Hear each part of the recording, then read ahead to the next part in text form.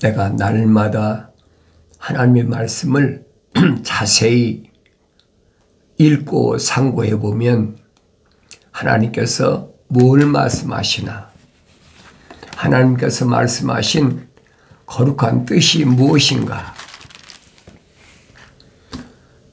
나에 대한 하나님 아버지의 거룩하신 뜻이 어디에 있나, 하나님 나의 아버지의 음성을 나는 얼마나 경청하고 있나, 나 자신을 돌이켜보라. 그것이 가장 중요한 겁니다.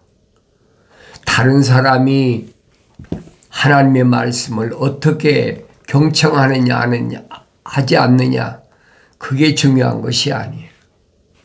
내가 하나님의 아버지의 음성에 얼마나 경청하고 올바로 깨닫나, 그게 중요한 거지요. 내가 올바로 되지 못하고 다른 사람에게 이러쿵저러쿵 하는 거, 그건 절대 있을 수가 없는 일이에요. 그래서 나 자신이 날마다 하나님 말씀을 자세히 읽어보고 나 자신을 돌이켜보라는 거예요. 먼저 내가 되고 나서 다른 사람에게 말할 수 있는 것이지, 내가 되지도 못하고 다른 사람에게 이러쿵저러쿵 얘기한다? 그것은 성경적이 아니다는 얘기예요. 하늘 아래 지식은 그렇지 않잖아요. 하늘 아래 지식은 철학과 과학이라는 것만 자기가 공부하면 남을 다 가르치고 다 할 수 있잖아요. 그건 표면적인 거라는 거예요.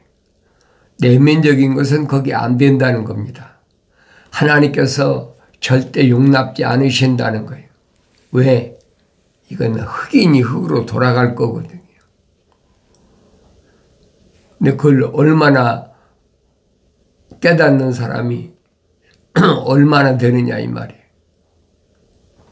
얼마나 되든 안 되든 상관이 없어요.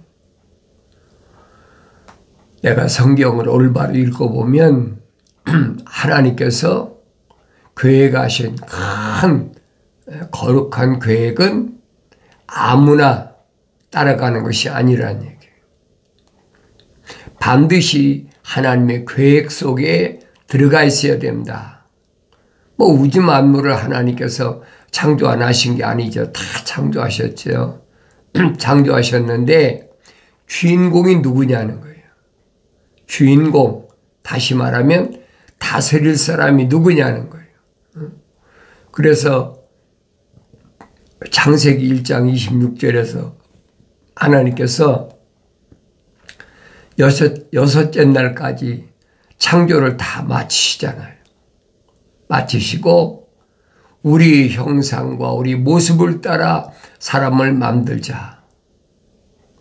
그게 성경적 사람이에요. 우리의 모습을, 우리 형상과 우리의 모습을 따라 사람을 만들자. 그리고 그 사람에게 뭐예요? 만물을 하나님이 창조하신 것을 다스리게 하시자. 다스리게 하자. 하나님의 큰 거룩한 계획이시잖아요. 그리고 그로 하여금 하나님의 동산에 있는 빈자리, 하나님의 동산의 빈자리를 다시 채우게 한다. 하나님이 창조하신 큰 그림에는 두 가지. 하나는 하나님의 형상과 모습을 닮은 사람을 만드는 것. 그 완성된 사람이죠. 그리고 그 사람으로 하여금 만물을 다스리게 하자. 통치권. 사도 바울도 똑같은 얘기하고 있잖아요. 만물이 하나님의 아들들이 와서 다스려 주길 원한다. 그거예요. 하나님의 아들들이 와서 다스려 주길 원한다. 지금은 만물이 사람들에게 어쩔 수 없이 굴복하는 것은 그것은 창조주 하나님의 뜻에 따라 된 거지, 그들이 굴복하고 싶어 하는 것이 아니라는 거예요. 그러나 만물은 하나님의 아들들이 와서 다스려주길 원한다. 사도 바울이 설명하잖아요. 그러니까 하나님의 아들들의 눈에 거스르는 것은 용납이 안 된다는 거예요. 그러니까 하나님의 아들이 2000년 전에 유대인으로 오셔서 만물을 다스리는 그런 모습을 보여주고 있잖아요.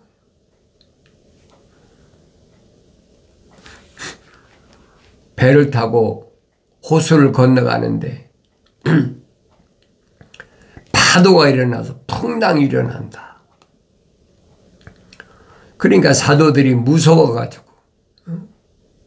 배가 뒤집힐까 봐 무서워가지고. 그런데 하나님의 아들은 주무시잖아요. 그러니 사도들이 얼마나 답답하겠습니까? 그럼 깨우잖아요. 선생님, 우리가 죽게 되었습니다. 하나님의 아들이 일어나셔서 뭐 하십니까? 파도야 잠잠하라. 명령이잖아요. 그러니까 창세기 1장을 내가 올바로 읽어보면, 깨달으면 하나님의 아들이 이 땅에 계시는 동안에 행하신 그 일을 보면 하나님의 아들이시구나. 그걸 믿어야 된다는 거예요.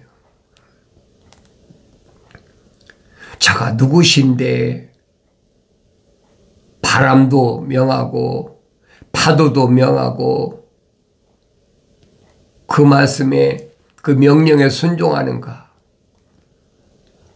사도들이 알았습니까? 알았다면 저가 누구신데 그런 얘기 나왔겠어요? 모르니까 나오죠. 올바로 알기까지는 3년이라는 세월이 걸렸다는 거예요.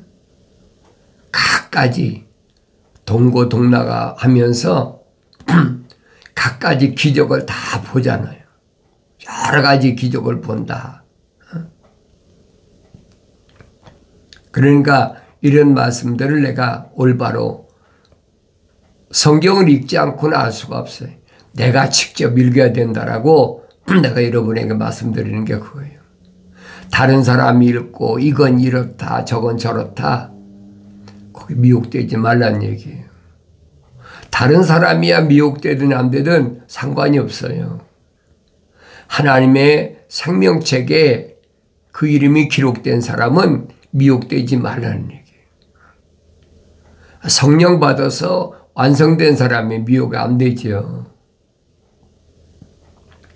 육신이 세상에 거하는데 바람이 안 붑니까? 파도가 안 칩니까? 갖가지 것이 다 오지요. 환경이라는 것이 시시때때로 변하지 않습니까? 그하고 나하고 아무 상관이 없다는 얘기예요. 왜? 내 안에 하나님의 거룩하신 생명의 호흡이 들어와 있다는 얘기예요. 그런 사람을 향해서 내가 말씀드리는 거예요. 미혹되지 말라. 하나님의 거룩하신 사랑의 생명이 안 들어온 사람 미혹 안 되겠습니까? 그거 미혹될 수밖에 없어요. 나보다 강한 사람 보면 무너뜨리고 싶고 나보다 잘 사는 사람 보면 내가 그 위에 더 잘 살고 싶고 미국 땅에서 그렇잖아요. 나보다 더 좋은 차 탄 사람 보면 나는 그 사람보다 더 좋은 차 타고 싶고 그건 자연인이란 얘기예요. 하나님의 거룩하신 사랑의 생명이 들어간 사람은 정신 바짝 차려야 돼요. 지식이 발달하고 과학이 발달하고 얼마나 사람들을 미혹하는 것들이 많이 만들어집니까? 그러니까 사람들이 볼 때는 참 좋구나. 살기 좋구나. 사도 바울이 설명하잖아요. 평안하다, 안전하다. 그때가 주님이 오실 징조라는 거예요. 근데 그 말을 아무나 알아듣나요? 그런 말하면 구닥다리 같은 소리 한다라고 안 듣지요. 상관없어요. 자연인은 어떻게 듣든 상관이 없어요. 그러나 내가 여러분에게 말씀드리는 것은 하나님의 거룩하신 생명의 호흡이 들어간 사람들에게 거룩은 하나님만이 가진 속성이에요. 하늘 아래는 거룩이 없어요. 그 거룩은 영원한 생명이라는 얘기예요. 그러니까 하나님의 거룩하신 사랑의 호흡이 들어간 사람은 영원한 생명을 소유한 사람이에요. 그 거룩이 완성되는 것이 뭐냐? 성령 받아야 된다는 얘기예요. 얼마나 알기 쉬워요. 세상 지식이 필요 없잖아요. 그런데 하나님의 거룩하신 하나님의 숨결이 호흡이 언제 들어왔느냐는 거예요. 언제? 내가 세상에 태어나기 전에 육신이 내 어머니 태에서 물에서 나오기 전에 이미 만들어졌다는 얘기예요. 성경은 그 말씀을 하고 있거든요. 그런데 그런 것들은 하나님이 미리 다 계획하신 대로 되는 것이 갑자기 만들어진 게 아니라는 얘기예요. 그런데 하늘 아래 피조물들은 마치 하늘 아래서 피조물이 뭘 만들 수 있는 것처럼 그건 성경 아니라는 얘기예요. 그건 성경적 사람이 아니라고 내가 여러분에게 말씀드리는 거예요. 껍데기야, 외모야, 표면적인 거야. 사람은 사람이죠. 똑같지 않습니까? 다른 게 뭐가 있어요? 오장육부가 다릅니까? 머리카락이 다릅니까? 다른 게 뭐가 있어요? 손발이 다릅니까? 똑같아요. 이것은 표면적인 거고 이 표면적인 안에는 내면적인 것이 있다는 것을 하나님 말씀은 나에게 말씀해 주고 있는 거예요. 그게 기본이에요. 기초란 말이에요. 내가 여러분들에게 항상 말씀드리는 게 그거예요. 기본적인 것이 안 돼 있으면 아무리 성경을 많이 읽어도 깨달을 수가 없어요. 읽는 거야 뭐 다독도 하고 속독법으로 읽기도 하고 암송도 하고 필서도 하고 뭐 별거 다 하죠. 그렇다고 해서 아는 게 아니라는 얘기예요. 하나님의 아들이 선포하시잖아요. 큰 그 두루마리를 담기 위해서 통을 만들었다. 가죽 성고함을 만들었다. 조그맣게 만든 게 아니에요. 크게 만들어 가지고 그 안에다가 두루마리 성경을 짊어지고 다닌다는 거예요. 그렇다고 그 사람 안에 거룩하신 하나님의 생명호흡이 들어간 건 아니라는 거예요. 하나님의 아들이 밝히시잖아요. 그럼 내가 나 자신을 보여야 될 거 아닙니까? 내 안에 하나님의 거룩하신 사랑의 생명호흡이 들어왔나 안 들어왔나? 들어왔다면 하나님의 형상을 닮은 사람이니까 이제는 모습을 닮아야 된다. 어떻게 모습을 닮나? 그렇잖아요. 모습을 닮는다는 말은 성령으로 완성된다는 거예요. 어떻게 성령으로 완성될 수 있나? 선지자들 통해서 이미 말씀하시잖아요. 나의 책망을 듣고 돌이키라 그랬잖아요. 반드시 책망을 하신다는 거예요. 어렸을 때야 책망받을 일이 없으면 훈계로 잘 양육되지요.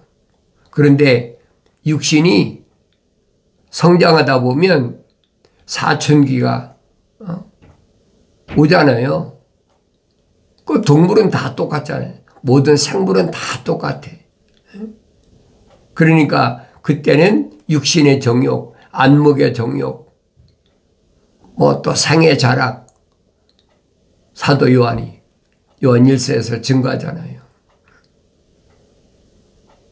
그런 것들은 하나님을 사랑하는 마음이 없으니까 그런 거니까 어려서부터 훈계를 해서 잘 기르라는 거예요. 그러니까 유대인들에게 어렸을 때부터 올바로 길러라. 어렸을 때부터 교육시켜라. 그러니까 어린아이들에게 하나님 말씀을 토라를 잘 가르쳐야 돼.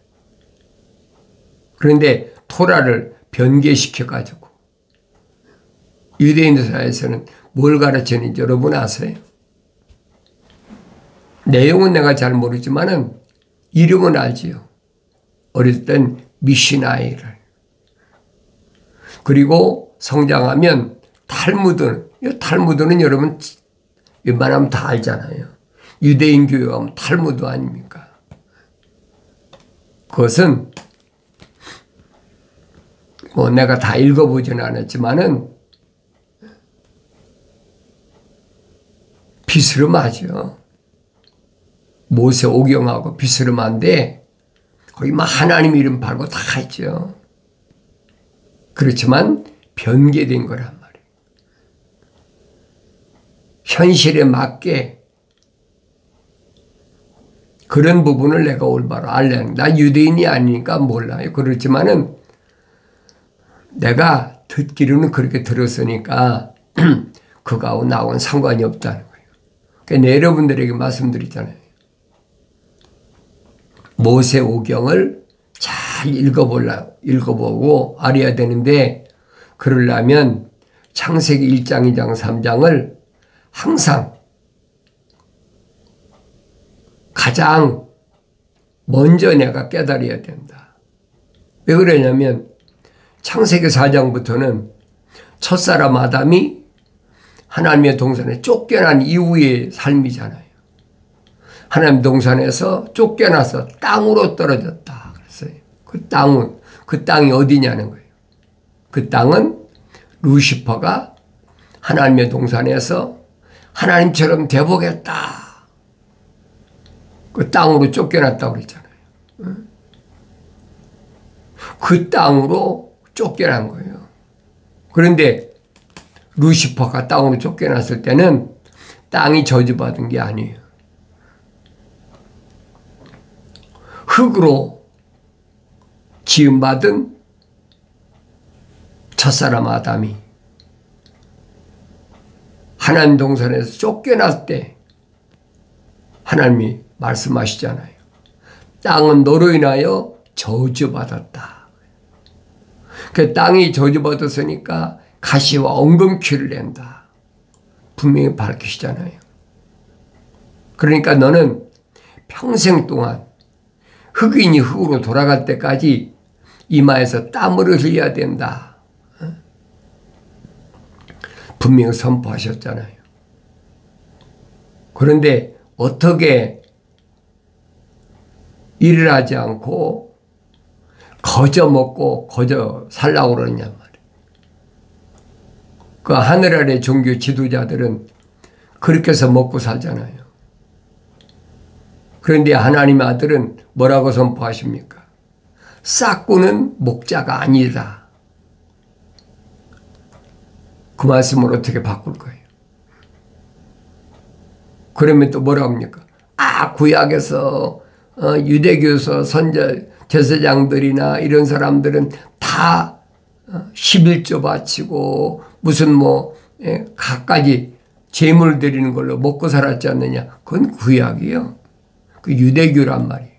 그런 말하는 사람은 하나님의 아들이 육신을 입고 오신 것을 정면으로 부인하는 자들이에요.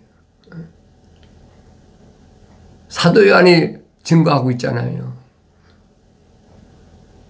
하나님의 아들이 오신 것을 정면으로 부정하는 게 누구냐? 적그리스도다. 조심하라는 얘기. 사도 바울이 설명하잖아요. 하나님의 아들이 오신 것은 왜 오셨느냐? 유대교를 개혁하기 위해 오셨다.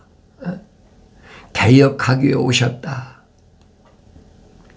그 말씀을 깨달으라고 내가 여러분이 말씀드리잖아요. 기독교는 유대교를 개혁해서 하나님의 아들이 AD 30년에 세우신 것이 기독교예요. 그 이전에도 이방인들의 종교가 많고 그 이후에도 종교가 얼마나 많이 생겨났잖아요. 그건 상관없어요. 내가 여러분에게 말씀드리는 것은 하나님의 거룩한 사랑의 생명호흡이 들어간 사람들, 그 사람들의 이름이 생명책에 기록된 사람들, 그 사람들을 향해서 말씀 선포하는 거예요. 하나님의 아들도 2000년 전에 육신 입고 오셔서 누구만 선택하셨느냐. 사도들과 제자들은 한결같이 그들의 이름이 생명책에 기록된 사람들이 밝히시잖아요.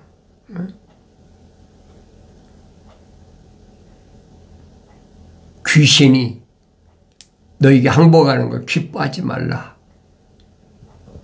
병자가 치료받는 걸 기뻐하지 말라. 내가 정말로 기뻐할 것은 뭐냐? 네 이름이 생명책에 기록된 것을 기뻐하라. 분명히 밝히시잖아요.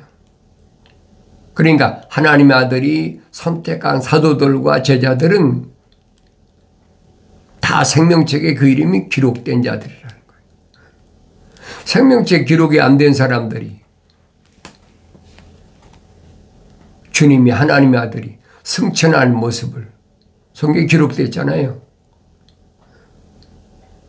올리브산에서 승천하실 때 500명 가까이 봤다, 목격했다고 그랬어요. 그런데 그 중에서 하나님의 아들이 명령한 대로 예루살렘을 떠나지 않는, 구경하면 뭐 할 겁니까? 하나님의 아들이 명령하신 것은 사도들과 제자들에게 명령하신 예루살렘을 떠나지 말고 아버지 약속하신 것을 기다리라. 몇 날이 못 돼요? 성령이 임하시면 권능을 받는다. 권능이란 말은 하나님의 아들로서의 권세, 능력, 그게 권능이란 말이에요. 권능을 받고 예루살렘과 유다와 사마리아와 땅 끝까지 이르러 나에 대한 증인이 되라. 다른 증인이 아니에요. 하나님의 아들에 대한 증인이. 내가 하고 싶다고 되는 게 아니잖아요. 하나님 말씀을 읽어보고 또 읽어보고. 그러면 하나님의 아들이 개혁하러 오셨는 그 개혁이 시작이 언제냐? 하나님의 아들이 살아계실 동안 시작한 거예요. 예루살렘 성전에 가서 돈 바꾸는 상을 뒤엎어버리고 비둘기를 날려버리고 양을 쫓아버리고 어디에서? 하나님 성전에서. 내 집은, 내 아버지 집은 기도하는 집이지 돈 바꾸고 비둘기 팔고 양 팔고 사고 파는 곳이 아니라는 거예요. 그게 개혁의 시작이에요. 개혁의 마무리가 언제 됐습니까? AD 70년에 개혁이 마무리됐잖아요. 유대교가 완전히 멸망해버렸어요. 하나님 아들이 선포하시잖아요. 돌 하나도 돌 위에 남아있지 않는다. AD 70년에 로마의 디도가 와서 유대인들이 하도 반역을 하니까 아예 싹 쓸어버렸어요. 유대교가 없어져 버린 거예요. 유대교 자체가 유대인이거든요. 유대인 나라 자체가 유대교예요. 따로 떨어진 게 아닙니다. 그러니까 개혁이 끝났고요. 그때 이제 본격적으로 본론적으로 들어갔잖아요. 그래서 1900년 동안을 유대 나라는 자체가 이름이 없어져 버려요. 그래서 성경에서는 무화과라 그랬어요. 꽃이 피지 않는, 무화과란 말은 꽃이 없이 열매 맺는 거잖아요.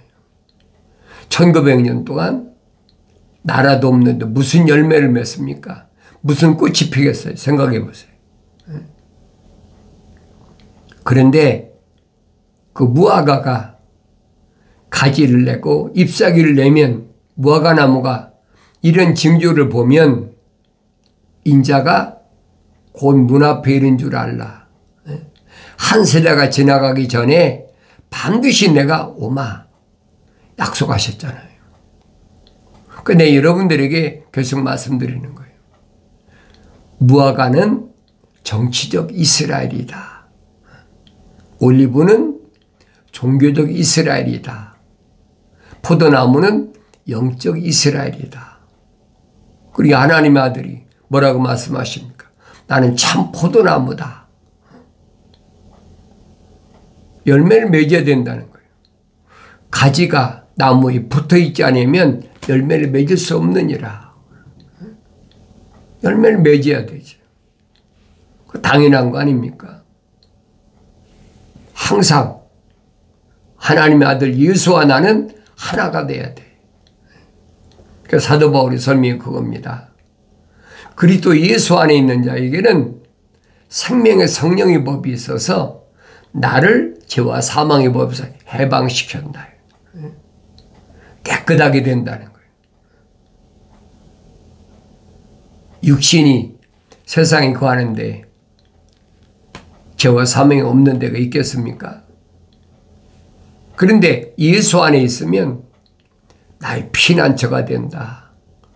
성경이 얼마나 확실히 설명해 줍니까? 다윗이 말하잖아요. 주는 나의 반석이시고 나의 피난처시고 나의 힘이시고 나의 도움이시라. 성령 충만한 다윗이 기록한 시편을 여러분이 읽으시면서 날마다 나 자신을 점검해보는, 그래서 나의 책망을 듣고 돌이키라. 보라, 내 영을 부어서 내 말들을 알게 하리라. 약속하신 말씀이 마침내 이루어지길 바랍니다.